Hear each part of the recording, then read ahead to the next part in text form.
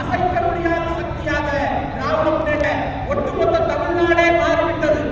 ஆனால் கழகம் தொடங்கப்பட்ட 50களில் 60களில் முதல் முறையாக கழகத்திற்கு எது கோட்டையாக இருந்தது?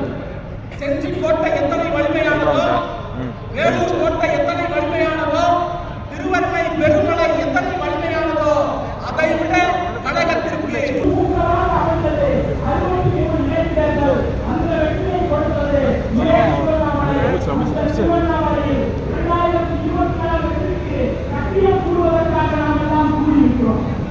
இங்கிருந்து உறுதியேற்போம். களத்தை போலவே சமூக வலைதளங்களிலும் உழைப்போம். அடுத்த ஒவ்வொரு மணி நேரமும் நமக்கு முக்கியம் என்பதை உணர்ந்து ஒரு போர் பரணியோடு போர் குணத்தோடு நாம் இங்கிருந்து புறப்படுவோம்.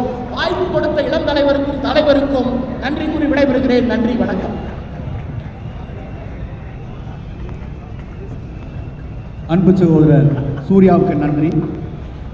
நிகழ்ச்சியின் தொடர்ச்சியாக பகுத்தறிவால் உணர்ச்சிகளால் உருவாக்கப்பட்டு